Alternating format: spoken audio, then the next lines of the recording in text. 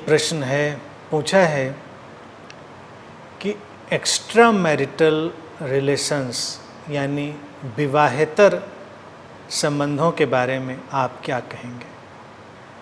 विवाह के पश्चात अगर कोई भी पार्टनर किसी अन्य की तरफ आकर्षित हो और उसका संग साथ उसे अच्छा लगे तो उसे क्या करना चाहिए।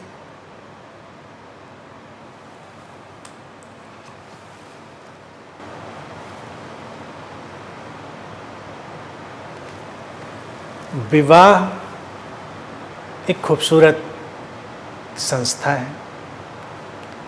भारत में हम कहते हैं कि पूरा जीवन लीला है, अर्थात नाटक है, खेल है, प्ले है। अब एक बहुत बड़ी लीला के भीतर यानी कि कॉस्मिक प्ले के भीतर तमाम छोटे छोटे प्ले चलते हैं। एक बड़ी लीला के भीतर तमाम छोटी छोटी लीलाएं घटती हैं। तो इस जीवन की विराट लीला में विवाह भी एक छोटी सी लीला है, नाटक है या खेल है, जो भी कहें। खेल के अपने नियम होते हैं, बिना नियम के खेल नहीं हो सकता। नाटक के या मूवी के अपने नियम होते हैं, उनके बिना नाटक या मूवी नहीं बन सकती। इसी तरह से विवाह के भी अपने नियम हैं। तो उन नियमों के महत्व को अपने अंदर बिठा लेना बहुत जरूरी है। सबसे पहला नियम विवाह में जाने का यही है, एक दूसरे के प्रति गहरी निष्ठा, डीप कमिटमेंट, और एक दूसरे का गहरा सम्मान, रिस्पेक्ट। अब ये निष्ठा और सम्मान का जो इंग्रेडिएंट है, ये इस विवाह को बनाता है। जब तुमने इस लीला को स्वीकार किया कि तुम एक दूसरे के साथ रहोगे और एक दूसरे के सम्मान का ख्याल रखोगे, तो सचेतन रूप से तुम्हें तमाम चीज़ों से बचना होगा। आकर्षण तो हो सकते हैं जीवन में तमामों तरह के, लेकिन हर आकर्षण के पीछे भागते चले जाने का कोई औचित्य नहीं होता। तुम कोई मूवी ही देखने जाते हो, तुमको कोई हीरो हीरोइन पसंद आती है, तुम आपस में चर्चा कर लेते हो कि भाई ये मुझे बहुत अच्छा लगा या ये मुझे बहुत अच्छी लगी, लेकिन तुम ये नहीं सोचते कि तुम्हें उसके पीछे ही चले जाना है। तुमको वो बात अपने विवेक से ही मूर्खतापूर्ण लगती है, क्योंकि उसकी कोई भी उपयोगिता तुम्हारे जीवन में नहीं है। इसी तरह से स्त्री हो या पुरुष हो, वो विवाहित हो या अविवाहित हो, उनके जीवन में विपरीत सेक्स के प्रति आकर्षण घटते रह सकते हैं। और विवाह के बाद भी ऐसे आकर्षण घट सकते हैं, लेकिन उनका कोई प्रायोगिक मूल्य नहीं, उनका कोई प्रैक्टिकल जो वैल्यू है वो नहीं है। वो आते हैं और जाते हैं। ये इस विवाह की लीला में एक दूसरे के प्रति जो निष्ठा है, उसके कारण हम इसको मानकर चलते हैं। अब अगर आप इस खेल को तोड़ना चाहते हैं तो आप किसी के साथ भी संबंधित होइए, किसी के साथ भी जुड़िए, और फिर ये उम्मीद मत रखिए कि विवाह तुम्हारा चलेगा, क्योंकि फिर आज़ादी है दूसरे व्यक्ति के पास कि वो चाहे तुम्हारे साथ रहे चाहे ना रहे। भाई, हम एक दूसरे की आज़ादी का सम्मान करना है। अगर ये आज़ादी हम मांगेंगे कि हम किसी व्यक्ति के साथ भी अगर संबंधित होते हैं, ये हमारी आज़ादी है, तो जो हमारा पार्टनर है ये उसकी भी आज़ादी है कि वो हमारे साथ रहे या ना रहे। ये उसके ऊपर निर्भर करता है और व्यक्ति के अपने मानसिक आध्यात्मिक विकास के ऊपर निर्भर करता है। ये संवेदनशील विषय है। कई बार जिनको हम विवाहेतर संबंध कहते हैं, एक्स्ट्रा मैरिटल रिलेशंस कहते हैं, उनमें एक ऐसी कॉस्मिक हैपनिंग होती है जिसको कोई भी नहीं रोक सकता। यानी कि उसमें हम नीति नियम जानते हों, मानते हों, सजग हों, फिर भी वो घटनाएं घटती हैं। और कई मौक़ों पर ये घटनाएं इतने आत्मिक तल पर घटती हैं जिसमें शारीरिक तल का कोई रोल ही नहीं होता। ये जीवन का रहस्य है, ये मिस्ट्री है। कोई दो लोग आपस में जुड़ सकते हैं, मिल सकते हैं और उनके बीच गहरा संबंध घट सकता है, लेकिन ये आवश्यक नहीं कि उन संबंधों में सेक्सुअल रिलेशन भी हों, हो भी सकते हैं लेकिन कोई आवश्यक नहीं।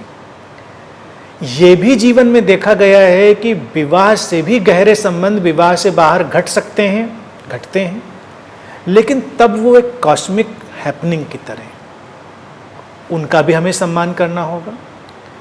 लेकिन जब तक हमको इस लीला को, इस खेल को चलाए रखना है, तब तक उसके सम्मान के चलते हुए और एक दूसरे के सम्मान के चलते हुए हमें तमाम बातों का ध्यान रखना होगा। अब एक स्थिति देखो ऐसी भी कभी पैदा हो सकती है कि कोई भी महिला या पुरुष, और उसको दिखता है कि उसका जो पार्टनर है वो किसी दूसरे के साथ संबंधों में है, तो उसके पास दो विकल्प घटते हैं। एक विकल्प ये घटता है कि वो ये जानते हुए भी उसके साथ रहता रहे, और दूसरा विकल्प ये घटता है कि ये जानते हुए वो उसके साथ रहना न चुने।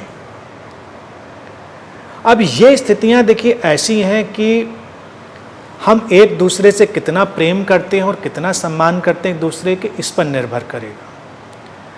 अब एक व्यक्ति मान लो अपनी पत्नी से बहुत प्रेम करता है, उसका सम्मान करता है, और उस पत्नी का किसी से संबंध घट जाता है जिस पर उसका जोर नहीं रहा। पति को ये बात पता है, आपस में वो लोग ये बात डिस्कस करते हैं, बात करते हैं। पत्नी मान लो ये कहती है कि ये संबंध ऐसा है जिसमें एक अलग किस्म का सम्मान है, एक अलग किस्म की गहराई है, और उसका अपने पति के प्रति भी पूरा सम्मान है और गहराई है संबंध में, प्रेम में भी निष्ठा है, लेकिन दूसरी तरफ भी गहराई और निष्ठा है।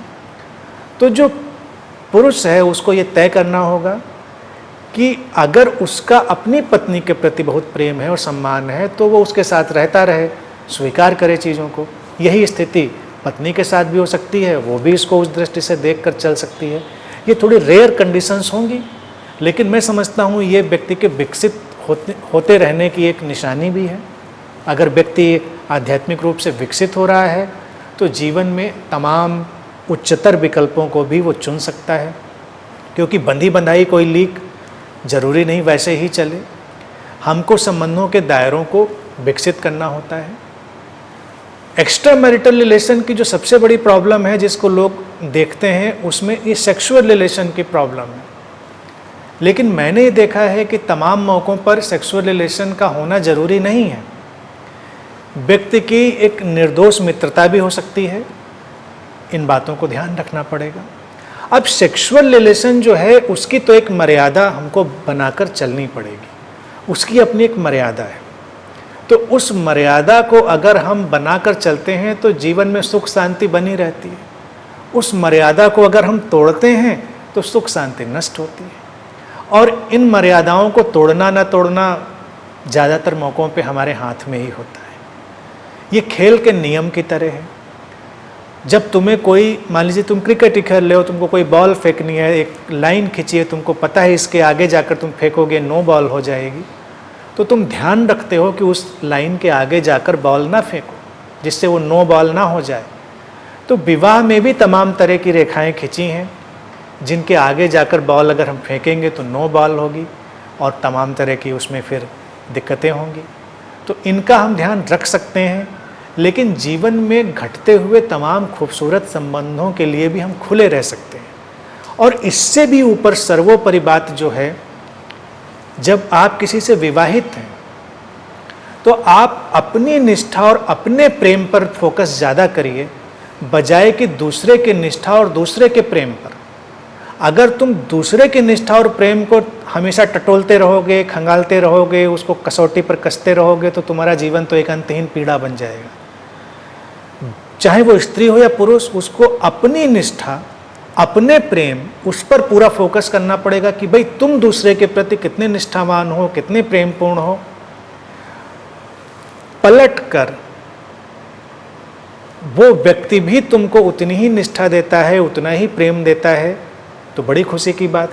नहीं देता है तुम उसको भी स्वीकार करते हो, लेकिन तुम अपनी निष्ठा थोड़े छोड़ते हो, तुम अपना प्रेम थोड़े छोड़ते हो। ये संबंधों का एक स्पिरिचुअल इवोल्यूशन का पहलू है, आध्यात्मिक विकास की यात्रा का पहलू है। अभी जितने सामान्य संबंध हैं यानी कि जो ये सामान्य विवाह का खेल है उसमें सब गिव एंड टेक पर खड़ा है, लेन देन पर खड़ा है। लेन देन एक किस्म का व्यवसाय भी बन जाता है। तो और ज़्यादातर इसीलिए विवाह व्यावसायिक ही हैं, सुविधावादी हैं, कन्वीनियंस पे खड़े हुए हैं। लेकिन जब दो लोग, स्त्री पुरुष, आध्यात्मिक रूप से भी विकसित होते हैं तो वो देने की कला सीखते हैं कि हम एक दूसरे को क्या दे सकते हैं। लेना नहीं जरूरी है, क्योंकि लेना तो घटता है, हम देना चाहते हैं। हम अपना प्रेम देते हैं, अपनी निष्ठा देते हैं, अपना सम्मान देते हैं। हमें दूसरे के साथ होकर अच्छा लग रहा है, हम उसके व्यक्तित्व का, उसकी व्यक्तिगत मर्यादाओं का सम्मान करते हैं। ये हमारा अपना मसला होना चाहिए। चाहे आप स्त्री हो या पुरुष, आप अपने ऊपर ध्यान रखिए। और फिर जीवन में एक नियम है, उसको भी ध्यान रखें। अगर तुम अपनी तरफ से इतने निष्ठा, सम्मान और संवेदनशीलता से भरे हो तो तुम तक वो ना आए, ऐसा मुश्किल होता है। ज़्यादातर मौक़ों पर वो लौट कर तुम तक आती है, क्योंकि जीवन में प्रत्येक व्यक्ति को यही चाहिए। जीवन में प्रत्येक व्यक्ति को संवेदनशील व्यवहार चाहिए, सम्मानपूर्ण व्यवहार चाहिए, निष्ठापूर्ण व्यवहार चाहिए। तो ये इस विवाह के, लीला के, विवाह के खेल के अपने कायदे कानून हैं, उनकी सीमा रेखाएं हैं, उनकी मर्यादाएं हैं। उनको ध्यान में रखें और अपने व्यक्तित्व को ज़्यादा खुला और ग्रहणशील बनाएं। अगर जागतिक घटनाओं की तरह विवाहेतर संबंध घटते हैं और वो संबंध भी तुमको किसी ऊंचाई पर ले जाते हैं तो उनका भी स्वागत हो सकता है। लेकिन ऐसे संबंध जो तुमको नीचाई की तरफ खींचें, तो उनके लिए तो जागरूक होकर हम उन पर काम कर सकते हैं, उनसे मुक्त भी हो सकते हैं।